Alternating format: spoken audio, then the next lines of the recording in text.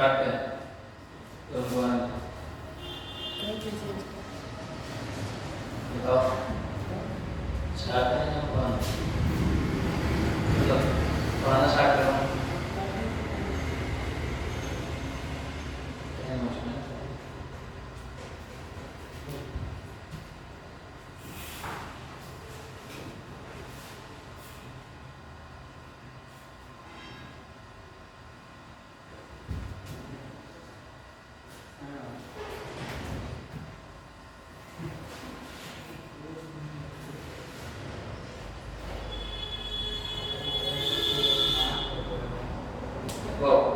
History का हमारा दूसरा चैप्टर है, इसका नाम है समाजवाद एवं साम्यवाद।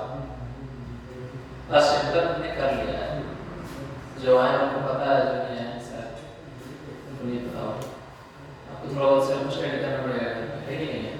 क्योंकि एक क्रैश कोर्स है, यहाँ पे आपको थोड़ा सा स्पीड को मेंटेन करना पड़ेगा और रेगुलर आना पड़ेगा क्लास। तो देखो चैप्टर का नाम है समाजवाद। मैंने इसके बारे में पिछले क्लास में थोड़ा बहुत बताया, क्या होता है समाजवाद होता है जो समाज के लिए देखो समाजवाद का मतलब होता है जो समाज में जो आर्थिक स्थिति है, ठीक है ना, जो समाज का जो स्थिति है उसको क्या करना, बेहतर करना। जो पूंजी कुछ विशेष हाथों में है उनको क्या करना, लगभग सभी के हाथों में उसका बंटवारा हो, सब मतलब कि अच्छे से अपना जीवन व्यतीत कर सके, है कि नहीं? सबका समाज में एक प्रकार से क्या हो, समान पहलू होना चाहिए, सबको लेकर चलना है, ऐसा समाजवाद मतलब यही होगा। और साम्यवाद मतलब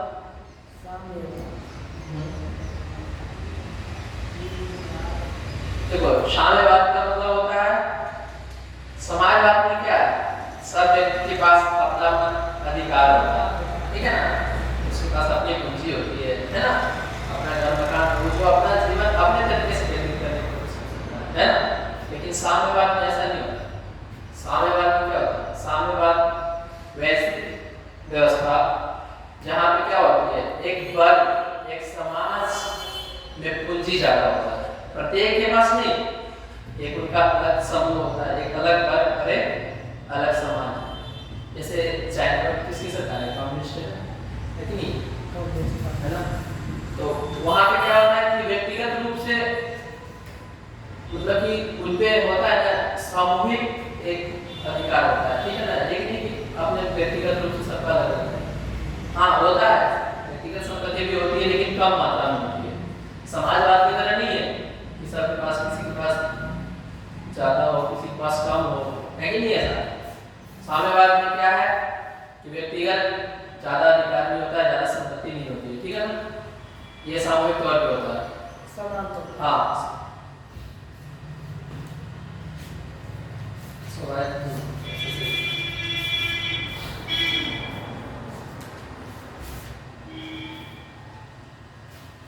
समाजवाद की उत्पत्ति कब हुई?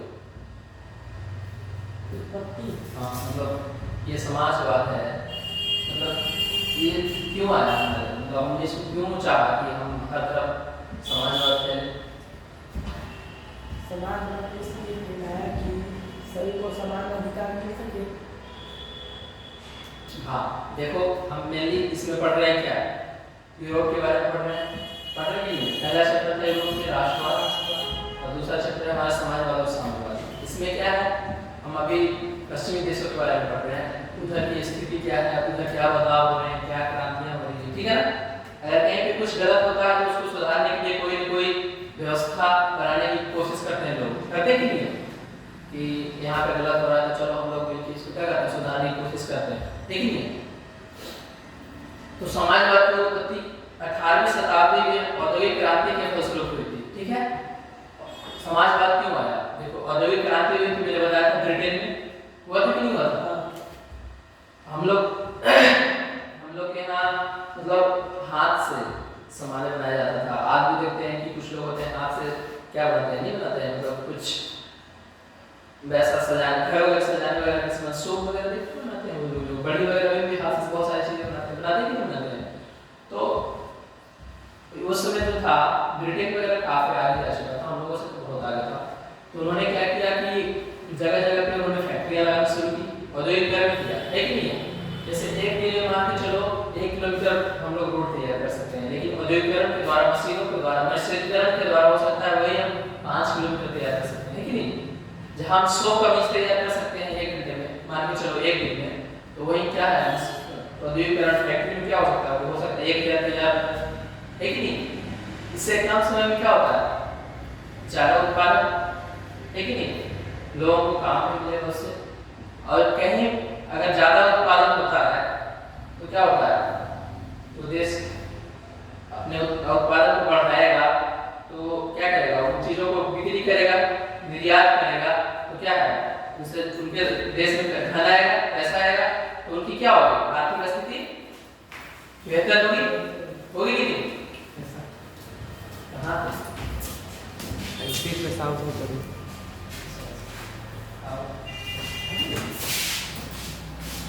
मैं तुम्हें साथ हमें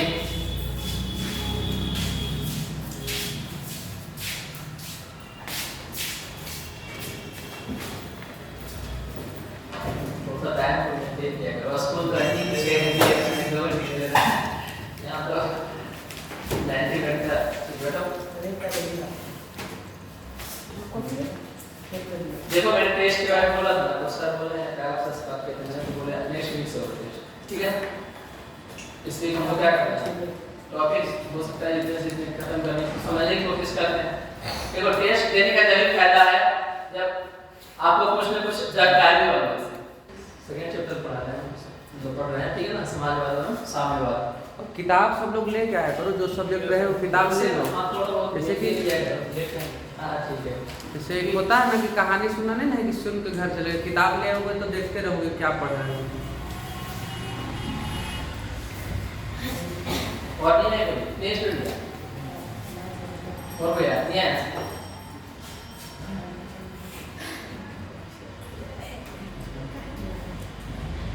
चलो मैं देखो यही बता रहा था, थोड़ा ध्यान देंगे।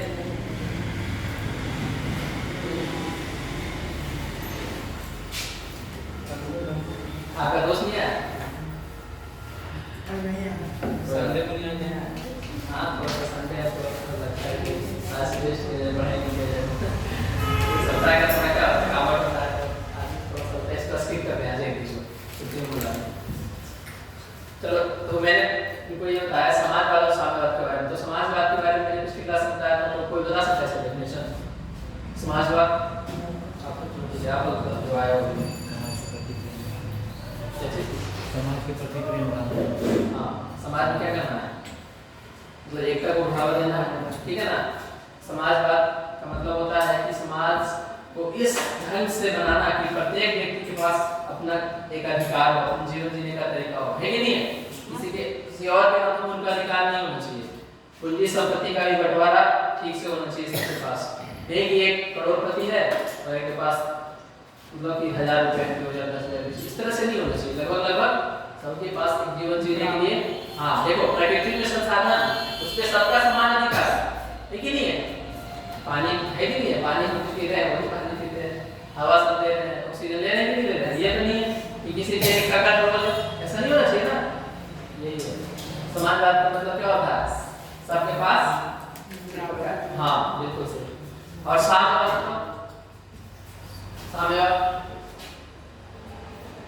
दोनों से भी किताब जो आप देख रहे हैं, साम्यवाद तो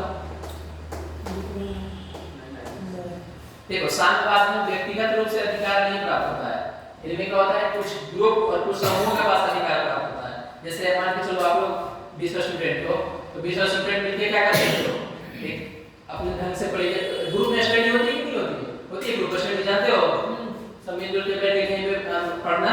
जैसे एक दिन हमने मान के चला कि चलो आज ये टॉपिक पढ़ के आए और वहाँ पे फिर गए सब और उस पर बहस की, ऐसा होता है? होता है कि नहीं होता है? ऐसा मान के चलो किसी टॉपिक में हमने 100 क्वेश्चन दे दिए और आप मान के चलो 10 स्टूडेंट ने 10 क्वेश्चन को डिवाइड कर लिया कि चलो मैं याद करूँगा, मैं बात करूँगा, आप याद कर लेना। ऐसा होता है कि नहीं होता? उसके बाद फिर आपस में डिस्कशन करना आखिर। लेकिन पढ़ना तो सबको 100 ही है, लेकिन मेनली हमारा फोकस किस पे होता है? 10 क्वेश्चन पे जो हमारे इससे का है, ठीक है ना? बाकी वहाँ पे हम 100 क्वेश्चन बात करते हैं, सबके बारे में वहाँ पे डिस्कशन कर लेते हैं, होता है कि नहीं होता? तो साम्यवाद का मतलब होता है कि जो अधिकार होता है, जो संपत्ति होती है, जो अर्थ होता है, मतलब संपत्ति, अर्थ मतलब क्या होता है, पैसा, संपत्ति, समझते हैं ना? तो वो होता है, वो व्यक्तिगत रूप से नहीं होता है, मतलब व्यक्ति के पास नहीं होता है जाता, ठीक है ना? वो सामूहिक तौर पे होता है, मतलब उसका कोई नेता प्रतिनिधि होता है, उसके हिसाब से वो क्या चलता है, देश चलता है। जैसे मतलब बता सकते हो साम्यवाद कहाँ है? चाइना में है, कम्युनिस्ट एक ही पार्टी वहाँ है, कोई दूसरी पार्टी है? हमारे देश में क्या है? बहुत सारी पार्टी है, क्षेत्रीय पार्टी बहुत सारी, हर राज्य में अलग अलग है कि नहीं है? क्षेत्रीय में देखा जाए तो बहुत सारी पार्टी है, जेडीयू हो गया, पश्चिम बंगाल में देखा जाए तो टीएमसी हो गई, तृणमूल कांग्रेस, है कि नहीं? और वहाँ क्या है कि वही एक पार्टी है, और हर बार क्या होता है, उसी पार्टी के थ्रू वहाँ का राष्ट्रपति, प्रधानमंत्री इस तरह से चुना जाता है कि नहीं? कोई और पार्टी नहीं है। वहाँ के जनता के पास हम लोग के इतना अधिकार नहीं है कि कुछ भी कर सकते हैं, वहाँ के आवाज को दबा दिया जाता है। कोरोना में आपने देखा था ना चाइना में कैसा हाल था, देखे थे? वहाँ पे क्या होता है, जो मतलब जनता है उस पे मतलब पूरा खुल के स्वतंत्र रूप से वो सरकार के खिलाफ नहीं बोल सकते हैं। अलीबाबा ग्रुप का जो मालिक था उसने कुछ बोल दिया था शायद चाइना मतलब चाइना के गवर्नमेंट के खिलाफ, तो क्या कर दिया था उसको, उसके आवाज को दबा दिया गया, उसको बहुत सताया जाता है, ठीक है ना? इस तरह से तो साम्यवाद का मतलब ये होता है, ठीक है ना? हाँ देखो साम्यवाद की उत्पत्ति क्यों हुई बताओ? साम्यवाद की उत्पत्ति, कोई भी चीज आता है उसके पीछे कोई ना कोई कारण होता है, जिससे हम प्रयास करते हैं। तो इसका मतलब क्या है? कौन सा इन चीजों को बेहतर ढंग से समझ सके, अच्छा से कर सके, अच्छा न बोला सके। तो ये साम्य मतलब समाजवाद क्यों आया बताओ?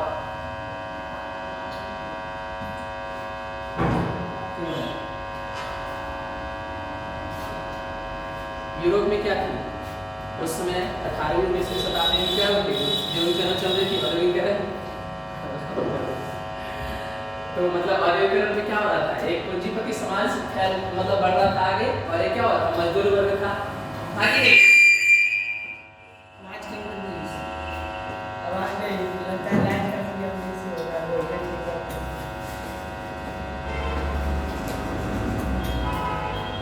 लाइन का क्या है, आवाज आ रहा है, साउंड भी थोड़ा हम इस बारे में थोड़ा ज़्यादा जानकारी नहीं, तो कहीं छेड़छाड़ नहीं कर रहे हैं, जो है वही बस। तो हम पढ़ रहे थे कि समाजवाद की उत्पत्ति कैसे हुई, कहाँ से हुई, ठीक है?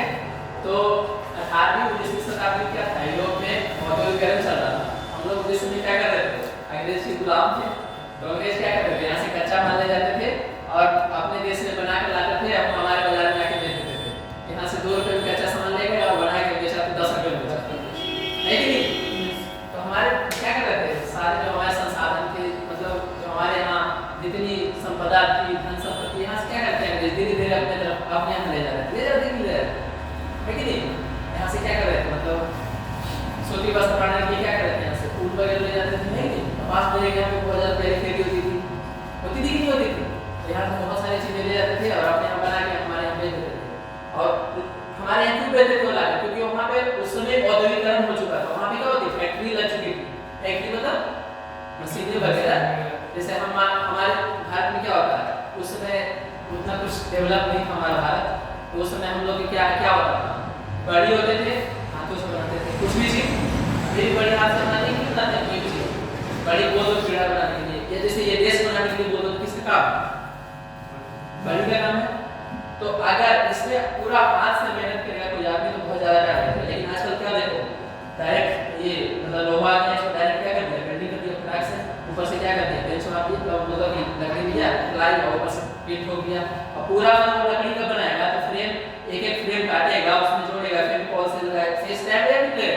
लेकिन औद्योगिकरण में क्या है, कुछ चीज़ों आसान हो जाती है, कुछ चीज़ें हाथ से करनी पड़ती है, लेकिन बाकी सब चीज़ें मशीन ऑटोमेटिक कर देती है, आसान हो जाती नहीं होती।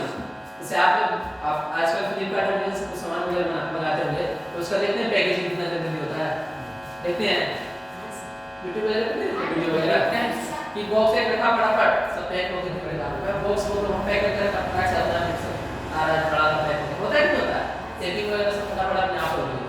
लेकिन देखते हैं कि जो हमारा टैबलेट गोली वगैरह जो खाते हैं उसका जो चार्ट वगैरह काम अगर आदमी हाथ से करेगा तो कितना टाइम लगेगा? बहुत टाइम नहीं कि नहीं लगेगा। मैंने पिछले क्लास में रेल की पढ़ाई में बिछाने का भी एग्जांपल दिया था।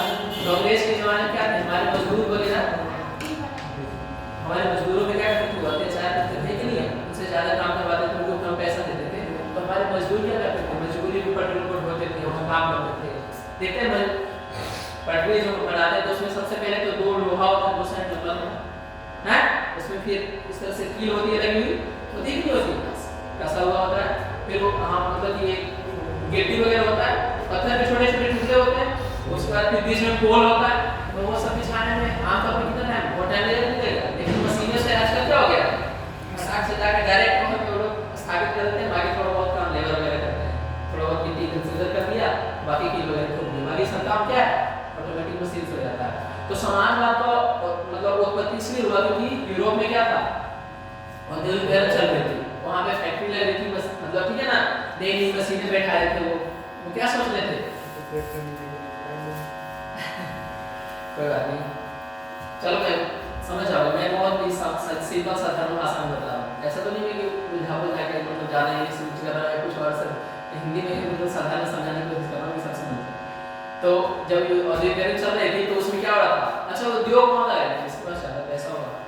आप भी अगर सोचते हैं कि नौकरी में लगे, मैं कुछ बिजनेस करना चाहता हूँ, तो आपके पास कम से कम 15-20 होना चाहिए, होना चाहिए कि नहीं। नौकरी करने के लिए आपके पास मेहनत की जरूरत है, पैसे की जरूरत नहीं है, उतना पैसे की थोड़ा बहुत पढ़ाई पैसा खर्चा होता है, लेकिन आजकल क्या है कम पैसे में आप पढ़ के कुछ कर सकते हैं। बहुत सारा फैसिलिटी है, बहुत कम कम रुपये में पढ़ाई हो गई है। खान सर आप जानते हो कितने फेमस है, बहुत कम कम रुपये में कोर्स प्रोवाइड करते हो, बहुत अच्छे अच्छे कोर्स, जो कोर्स पहले 15,000-20,000 में होते थे, आजकल वो क्या है 400-500-1,000 में मिला। बहुत अच्छे डिजाइन खान सर, आप उनको शायद कभी आगे देखिएगा या फिर देखोगे अपने पढ़ाते हैं, जीके जीएस बहुत अच्छा पढ़ाता है, जीएस फाउंडेशन का उनका कोचिंग है पढ़ना है, ठीक है ना। तो वही बोला था, तो अंग्रेज लोग औद्योगिक वहाँ पे क्या थी, जब औद्योगिक चल रही थी तो पूंजीपति लोग फैक्ट्री लगा रहे थे। और क्या होता है जब फैक्ट्री में मजदूर लोग काम करता है तो मजदूर लोगों को ज़्यादा पैसा मिलता है, बहुत कम पैसा, उनको काम भी बहुत ज़्यादा करना पड़ता है कि नहीं, ज़्यादा मुश्किल से आजकल भी मान लो तो उनको पर डे का 500 रुपये मिलता होगा, ऐसे लेवल पे 500 मिलता नहीं, 300 मैं फैक्ट्री की बात कर रहा, शायद वहाँ पे मिलता होगा क्योंकि वहाँ पे काम ज़्यादा होता है। तो वो मान के चलो अगर 100 लोग लेबर को अपने फैक्ट्री में खटा रहे हैं तो कितना सैलरी देंगे 500 के साथ, बताओ 100 लेबर बोल रहा हूँ 500 के हिसाब से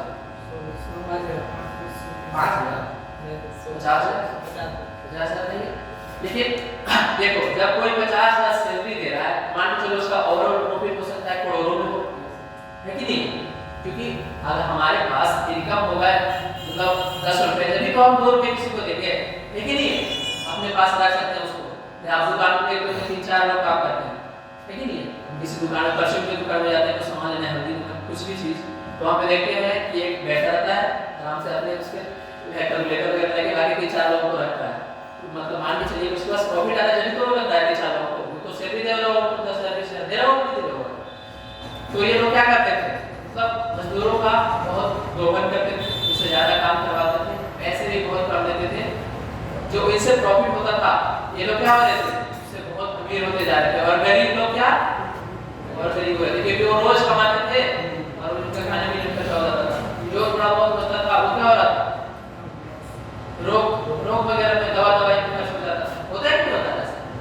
तो इससे क्या हो रहा था, समाज में 2 वर्गों के बीच दूरी बढ़ रही है, एक क्या हो रहा था पूंजीपति वर्ग और एक मजदूर वर्ग, हो रहा था क्यों हो रहा था, जैसे आज देखो पूंजीपति वर्ग और मजदूर वर्ग तैयार हो रहा था फैक्ट्री औद्योगिकरण के कारण, ठीक है ना, समाजवाद इसलिए हमारे देश में आया क्योंकि उनके बीच क्या हो रही थी, दूरी बहुत ज़्यादा बढ़ रही थी, एक लोग ऐसे मौसम जी थे और एक लोग किसी तरीके से अपना गुजारा करते थे, है कि नहीं, बस कैसे भी जीवन बच जाए, ऐसा होता है कि नहीं। आप लोग देखते होंगे न्यूज़ वगैरह में ठंड के मौसम में आप लोग देखते होंगे कि हम लोग आराम से खा पी के स्वेटर वगैरह पहन के मौज मस्ती करते हैं, लेकिन सालों वगैरह देखते हैं लोग फुटपाथ में यूज़ करते हैं,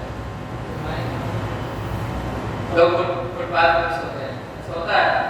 यही आप देख लीजिए बाजार वगैरह में तो कोई कमल वगैरह रोड ऐसे ही घूम रहा है, कोई उसका कहीं प्रॉपर कोई घर नहीं है, कोई बात सबसे होता है, इसमें बहुत प्रकार के आदमी उससे होते हैं ना,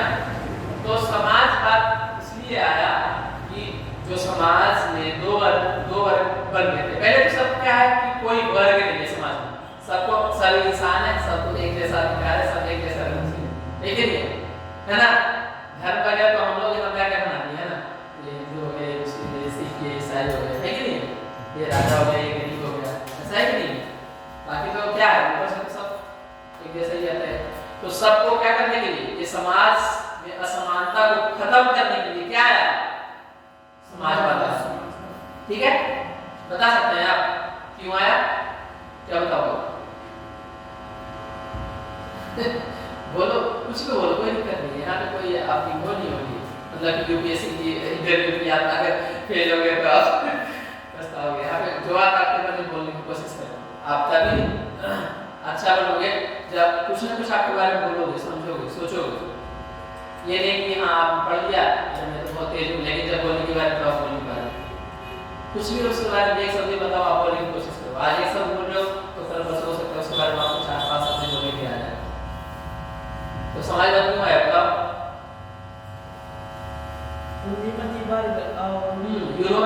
यूरोप में पश्चिमी देशों में जो अधिग्रहण हो रहा था, उससे क्या हो रहा था, दो वर्ग उत्पन्न हो रहे थे, पूंजीपति और मजदूर वर्ग। बिल्कुल बिल्कुल बिल्कुल।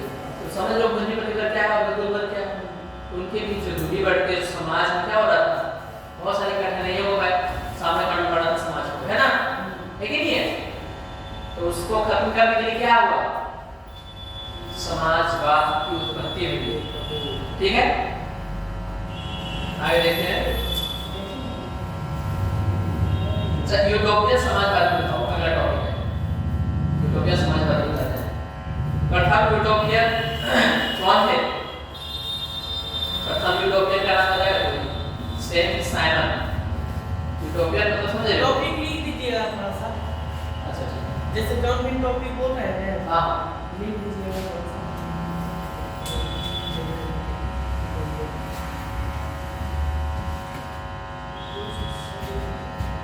देखो चैप्टर का नाम तो हमारा यही है, उसके नीचे लिख दीजिए फर्स्ट पॉइंट। ठीक है। अब इसमें क्या जो भी आए वो क्या होगा, इसका सब टॉपिक होगा। मेन टॉपिक तो हमारा यही है ना चैप्टर का नाम, तो इसके अंदर जो भी आएगा वो क्या होगा, इसका सब टॉपिक होगा यूटोपियन समाजवाद। ठीक है, इसका सब टॉपिक है।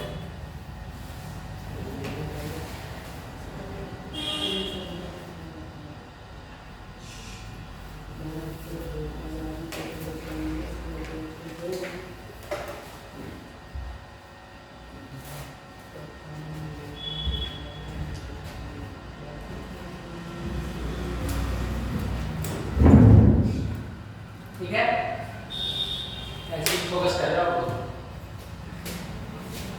इधर टाइम लगा या तो आगे पीछे तो पहले आ जाए, फिर बाद में थोड़ा तो समझ कर रहा हूँ, फिर बाद में क्लास में पढ़ोगे।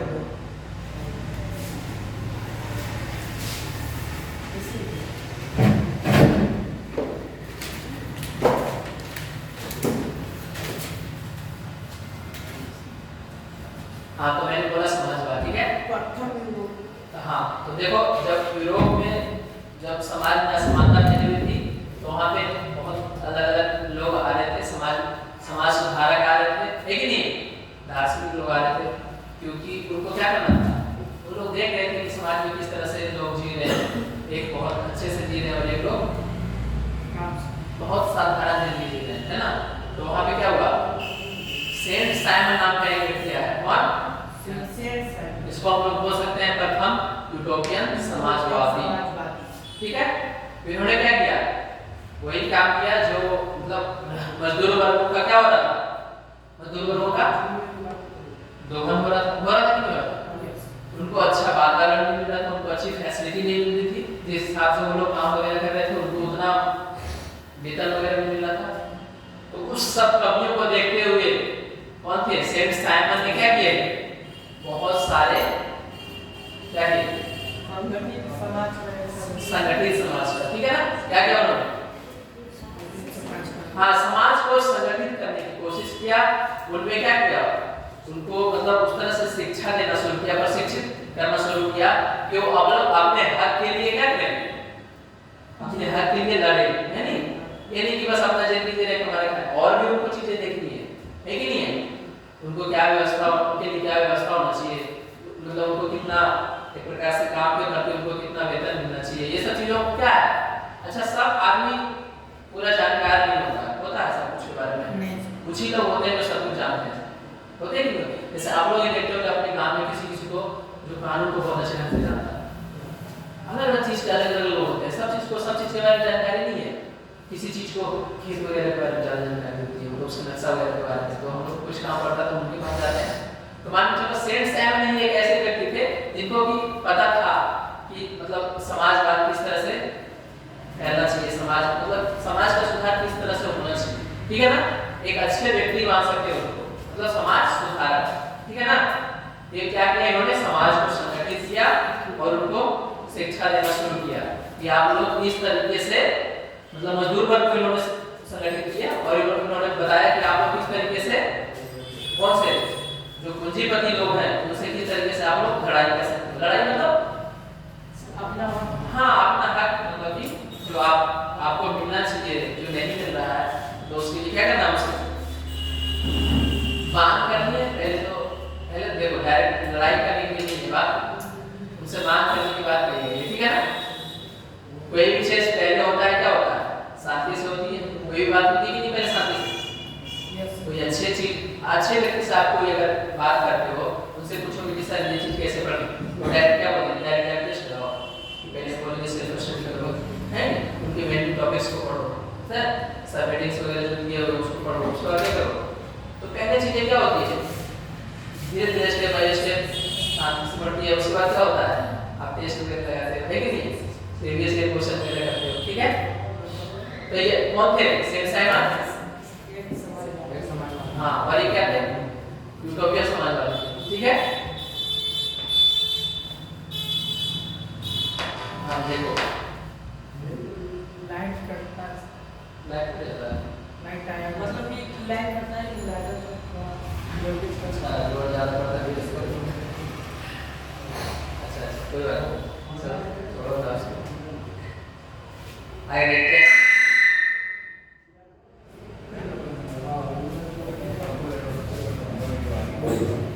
इतना बात करते हैं,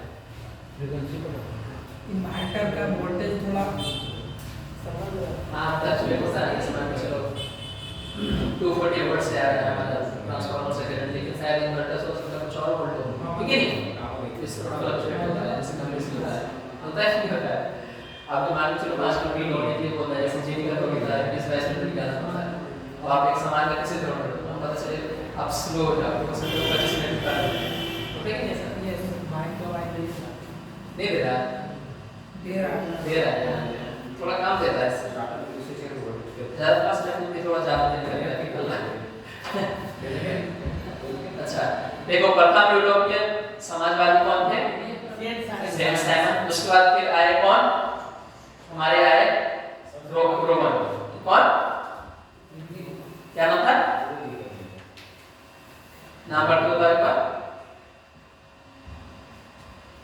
ये तो लिखा हुआ है तो रॉबर्ट ओवन, ठीक है। ये दूसरे समाजवादी आए और इन्होंने भी क्या देखा, ये उनके ही पद पे चले जो सेंट साइमन इन्होंने किया, समाज सुधार के काम किया। उसके बाद फिर इन्होंने उसमें भी थोड़े बहुत बदलाव किया।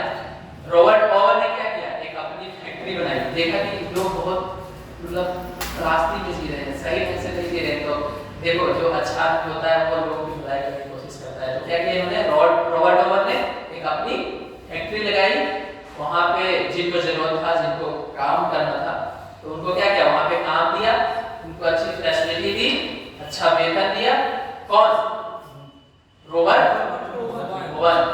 सेंट साइमन प्रथम यूटोपियन समाजवादी थे, उन्होंने क्या किया था, बस लोगों को समझाया था, सिखाया था कि आपको किस तरीके से पूंजीवादी लोगों से मतलब एक लड़ाई करना है और समाज में क्या है, मतलब समाजवाद को फैलाना है, ठीक है ना। लेकिन जो रॉबर्ट ओवन इन्होंने क्या किया, ये थोड़े हाँ ये मतलब अच्छे परिवार से आते थे, तो इन्होंने क्या किया, खुद का एक फैक्ट्री लगाया, ठीक है।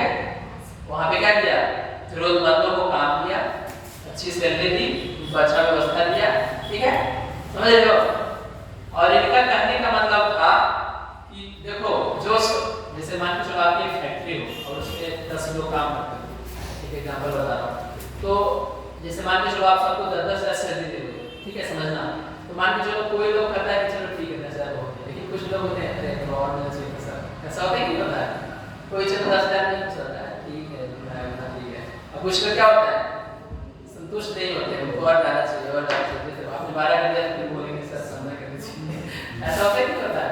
तो फिर रॉबर्ट ओवन के कहने का मतलब था ना कि जो संतुष्ट मजदूर वर्ग है ना वही असली क्या है, श्रम शक्ति है। मतलब समझ रहे हो कि जो फैक्ट्री में काम कर रहे हैं, जो अपने काम से अपने वेतन से संतुष्ट है ना वही क्या है, समाज की असली श्रम शक्ति है। श्रम शक्ति मतलब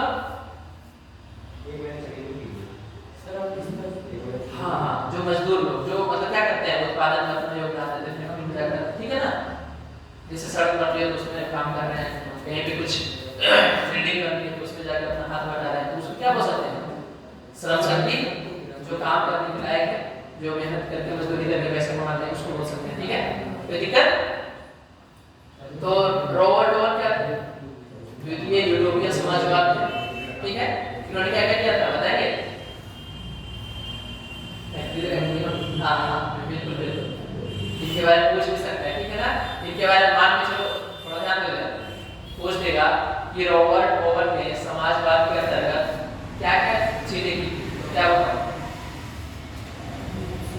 इन्होंने मजदूर वर्ग की कमियों को देखते हुए क्या किया था, अपना एक फैक्ट्री लगाया था और वहाँ पे बिल्कुल बिल्कुल सही है, बोलो हाँ ठीक है। और जो कमियां थी समाज में उसको दूर करने की कोशिश किया था, ठीक है। जैसे मान के चलो कि कुछ मजदूर 10 घंटे काम कर रहे थे, 12 घंटे काम कर रहे थे, हाँ बस उनको एक सीमित समय के लिए काम करने दिया गया। जैसे 8 घंटे आप काम करोगे, ठीक होगी, उतना ही करोगे, ये नहीं कि 8 घंटे का टाइम गया और साथ साथ 10 घंटे काम करवाया जा रहा है, 12 घंटे, ऐसा नहीं। इन्होंने उनकी क्या किया, उनकी जरूरतमंद के हिसाब से उनको फैसिलिटी दी, ठीक है। मजदूर वर्गों की भलाई के लिए उन्होंने काम किया, ठीक है ना। और इन्होंने क्या बोला कि जो संतुष्ट व्यक्ति, हाँ संतुष्ट करने की वास्तविक समय, हाँ जो आपके फैक्ट्री में आके काम कर रहा है, जो आप अपने वेतन से संतुष्ट है, अपने काम से, ठीक है ना, वही क्या है, वास्तविक श्रम है। बाकी तो क्या है वो लोग ऐसे फालतू के, ठीक है। चलो आगे अगला पढ़ेंगे हम कार्ल मार्क्स के बारे में। कार्ल मार्क्स के बारे में बताएगा हम लोग को? कार्ल मार्क्स का जन्म 5 मई 1800 हाँ ठीक है, कोई बात नहीं। कार्ल मार्क्स ने क्या किया? कार्ल मार्क्स ने ये समाजवादी बिल्कुल बिल्कुल बिल्कुल समाजवाद बिल्कुल बिल्कुल सही बात है। तो देखिए आगे देखते हैं कार्ल मार्क्स के बारे में। इनका जन्म कब हुआ था? 5 मई 1828, ठीक है ना। डबल एंट्री 1818 बात कर लेते हैं, 5 मई याद करने की कोशिश किया। इनका जन्म कब हुआ था? जर्मनी के राइन प्रांत में हुआ था। जैसे हम बोल सकते हैं कि भारत के बिहार प्रांत, वैसे ही जर्मनी के राइन प्रांत। कितने जन्म हुआ था? कार्ल मार्क्स का ये बताओ। 8 मई 1800 यही कैसे होता है, कम से कम किताब लाया करो। एक बार आपके नजर से वो चीज गुजर जाती है ना तो थोड़ा बहुत कहीं आपको याद रहता है। ऑप्शन नहीं लगा तो देखो लेकिन अभी आज मैं मार रहा है किताब अगर है तो लाया करो, नहीं है तो वैसे लाना चाहिए। वैसे किताब तो होगा ही आपके पास, ऐसा तो नहीं होगा, ठीक है ना। एक यहूदी परिवार में इनका जन्म हुआ था। अच्छा यहूदी परिवार समझ रहे हैं? यहूदी परिवार, यहूदी परिवार, हाँ उनमें यहूदी परिवार से बहुत नफरत है। कौन? देखो ना इनका जन्म उसी परिवार में हुआ था। हाँ ठीक है, वो मानते हैं। देखो हम जैसे हम भी हिंदू परिवार के लोग मान के चलो, तो हमारे परिवार मतलब हमारे समाज में भी तो कमियां हैं, नहीं है कमियां? हिंदू की कमी नहीं है हिंदू समाज में, सब है कि नहीं कमी? ऐसा बात नहीं है कि हम जिस समाज से वो बेहतर है या फिर आप उस समाज से तो खराब, ऐसा कुछ नहीं है। सब में कमियां हैं, सबकी अपनी अपनी अच्छाइयां भी हैं, ऐसी बात नहीं है। ये भी तो हम लोग इसको फॉलो कर रहे हैं और आगे बढ़ रहे हैं। तो इनका जन्म हुआ था जर्मनी के राइन प्रांत में 5 मई 1818। यहूदी परिवार क्रिश्चियन को बोला जाता है, ठीक है। किसको? क्रिश्चियन यहूदी परिवार, ठीक है ना। जैसे हम लोग क्या बोल सकते हैं, हिंदू परिवार बोल सकते हैं कि बोल सकते हैं। हम लोग का जैसे कोई बायोडाटा पूछेगा तो हमारे बारे में कोई और बताएगा तो उसको क्या बोलेगा? इनका जन्म आपको जो डेट ऑफ बर्थ बताएगा वो किस परिवार में? हिंदू करेगा, ठीक है, तो उस तरह से। तो ये भी रॉबर्ट ओवन जो समाजवाद के लिए जो उन्होंने काम किया था, उसके बाद एक बड़ा नाम आया समाजवाद के लिए काम करने का, उनका नाम क्या था? Karl Marx. ये बहुत बड़ा नाम है, ठीक है ना? इनके बारे में थोड़ा सा आप लोग अच्छा से पढ़ेंगे, और ये कार्ल मार्क्स के बारे में आप लोग आगे भी पढ़ोगे, ये पीछे नहीं छोड़ेंगे, ये अच्छे व्यक्ति थे। देखो जिनके बारे में हम पढ़ते हैं किताब में, हम उनके बारे में पढ़ते हैं जो समाज के लिए कुछ अच्छा किया हो, अपने देश के लिए कुछ अच्छा किया हो, है ना? उनके बारे में हम बार बार पढ़ते हैं। लेकिन खराब व्यक्ति के बारे में क्या होता है? बस एक ही बार पढ़ते हैं। जैसे गांधी जी के बारे में बहुत जगह पढ़ते हैं, पढ़ते कि नहीं पढ़ते हैं?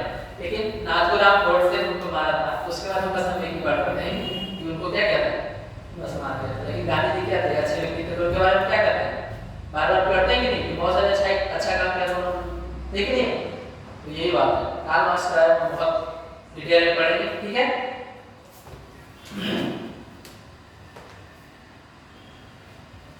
देखो कार्ल मार्क्स क्या था कि जैसे देखो पहले से समाज में क्या थी, बहुत सारे दार्शनिक आए थे, समाजवाद आए थे, उन्होंने बहुत सारी पुस्तकें लिख दी थी पहले से, ठीक है ना? समझ रहे हो? तो उन्होंने क्या किया था, उन पुस्तकों का अध्ययन किया, उनसे सीख। जैसे कोई भी विशेष आदमी होता है तो उनका कोई न कोई गुरु होता है, वो किताबों को पढ़ता है, हर दिन कुछ न कुछ सीखने की कोशिश करता है नहीं? या बस ग्रेजुएशन करके बैठ गए, आप मतलब मैट्रिक करके बैठ गए, अच्छा ये नहीं, आपको बेहतर बनना है तो आपको आगे पढ़ाई करनी पड़ेगी, सिस्टमैटिक ढंग से अच्छा करना पड़ेगा कि नहीं? और बेहतर वही कर पाता है जिसका कोई ना कोई गुरु होता है। एक बात ध्यान रखना, ये गरीब लोगों को जरूर कोई ना कोई गुरु रहता है, इतिहास में आप जानते होंगे, ठीक है ना? जिनका गुरु होता है वो क्या करता है? बहुत ही बेहतर चीजें करता है, ठीक है? कार्ल मार्क्स ने हम लोग थोड़े सिद्धांत के बारे में जानते हैं। इन्होंने कितने सिद्धांत दिए थे? कार्ल मार्क्स ने समाज में 5 दिया होगा। 5 सिद्धांत। पहला सिद्धांत क्या है? द्वंद्वात्मक भौतिकवाद का सिद्धांत, समझ रहे हो? दूसरा क्या है? वर्ग संघर्ष का सिद्धांत। तीसरा व्याख्या, मतलब इतिहास की भौतिकवादी व्याख्या। उसके बाद चौथा मूल्य अतिरिक्त मूल्य का सिद्धांत। और पांचवा समाज की स्थापना। बिल्कुल सही बात।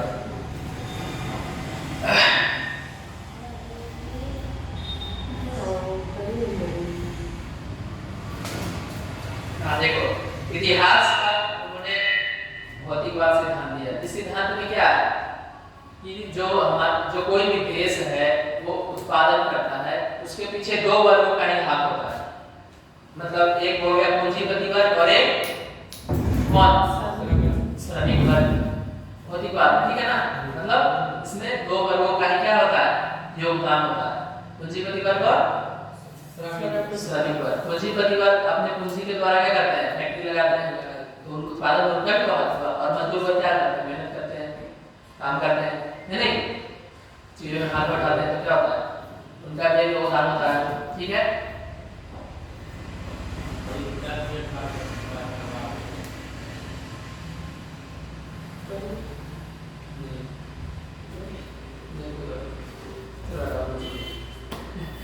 और इन्होंने भौतिकवादी का सिद्धांत में बताया है कि उत्पादन में जब 2 वर्गों का हाथ रहता है तो उसमें क्या कर रहा है? समाज संघर्ष कर रहा है। समाज संघर्ष कर रहा है, क्यों कर रहा है? एक पूंजीपति लोग क्या कर रहे हैं? समाज को सुधारने की कोशिश नहीं कर रहे हैं। वो बस क्या देख रहे हैं? जो ज्यादा से ज्यादा उत्पादन करें, ज्यादा बेचे, हमको ज्यादा प्रॉफिट हो। वो समाज में मतलब कि समाज को सुधारने का मतलब क्या हुआ? वो और लोगों को नहीं देख रहे कि और लोग क्या कर रहे हैं, उनको क्या चाहिए, उनकी क्या आवश्यकता है, ये नहीं देख रहे हैं। बस वो क्या कर रहे हैं? अपनी आवश्यकताओं को क्या कर रहे हैं? पूर्ति कर रहे हैं, है ना? और बाकी लोग क्या है? ध्यान नहीं दे रहे। एक अच्छा व्यक्ति किसको माना जाता है? जो सबको लेकर साथ में चलता है कि नहीं? एक अच्छे टीचर किनको बन जाएगा जो सब पे ध्यान देंगे। पता चले एक बार ऐसे पढ़ा रहे हैं बाकी को ध्यान नहीं दे रहे, ऐसा हो सकता है? उनको अच्छा नहीं बन जाएगा, आदर्श नहीं बन जाएगा। आदर्श कौन होते हैं? हाँ, जो सबके लिए सबको साथ में चलते हैं, ठीक है ना? तो भौतिकवाद के सिद्धांत में उन्होंने यही बोला है कि समाज है जो उत्पादन के लिए दो वर्गों में क्या हुआ है, बटा हुआ है, और यहाँ क्या चल रहा है, जीवन जीने के लिए संघर्ष चल रहा है, ठीक है? एक अपनी अमीरी के बारे में सोच रहा है और एक क्या है, अपना जीवन व्यतीत करने के बारे में सोच रहा है। दोनों में अंतर है कि नहीं है? अंतर है, कैसे बताओ? पूंजीवादी में और मजदूर वर्ग में जैसे एक है क्या है, अपने शौक मौज बहुत सारी चीजें को अपने लिए कर रहा है कि नहीं कर रहा है, और एक क्या है, बस अपने जीवन जीने के लिए, जीवित रहने के लिए, अपने परिवार को मतलब परिवार के साथ जीवन जीने के लिए मतलब कोशिश कर रहा है। तो दोनों में अंतर आसमान जमीन का है कि नहीं है? एक तो आसानी से तो जी रहा है, सब कुछ उसके पास, सुख संपत्ति मतलब जो भी है सब कुछ है और बढ़िया से जी रहा है और फैसिलिटी के साथ जी रहा है, उसके बाद 10 नौकर भी लगे हुए, लेकिन एक क्या है, अपनी जिंदगी को अपने परिवार को इस तरीके से कमा करके गुजारा करने के लिए जी रहा है। दोनों अंतर है कि नहीं है? इन्होंने क्या बोला, भौतिक ऐतिहासिक भौतिकवाद, इन्होंने 5 सिद्धांत दिया। तो पहला सिद्धांत क्या था? हाँ, ये तो दूसरा, हाँ, द्वंदात्मक भौतिकवाद का सिद्धांत। द्वंदात्मक मतलब समझ रहे हैं ना, दो, तो समाज में दो वर्ग में क्या है, संघर्ष चलता है, एक मजदूर वर्ग और एक पूंजीपति वर्ग, द्वंदात्मक, समझ रहे हैं ना? और दूसरा क्या है, वर्ग संघर्ष का सिद्धांत। वही मैंने बताया, वर्ग संघर्ष का सिद्धांत मतलब अगर आपके पास सारी फैसिलिटी है, ठीक है, आप ट्यूशन भी जा रहे हैं, आप स्कूल भी जा रहे हैं, आप तो आपका रिजल्ट, आप पढ़ने में अच्छे हो तो आपका रिजल्ट जाहिर सी बात अच्छा है, समझ रहे हो? बस फोकस करिए, क्या चला रहा है? रिजल्ट में खो गया, क्या चला रहा है? 10th का रिजल्ट अभी कौन सा रिजल्ट आएगा? पिछला रिजल्ट आएगा तो आ जाता है, पिछला रिजल्ट आ जाता है, 9 बजे से अभी जा रहा है, क्या कर रहे हो?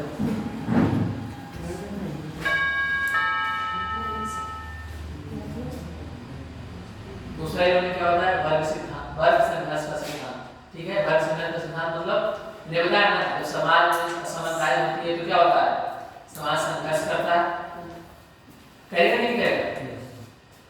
करेगा ना?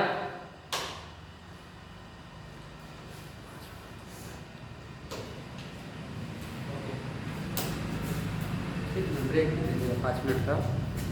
हाँ,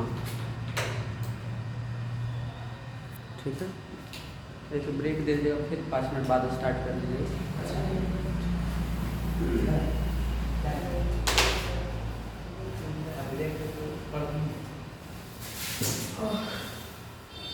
ये कौन सा पब्लिकेशन है? कौन सा पब्लिकेशन का वो कौन सा किसने छापा है? मेरे पास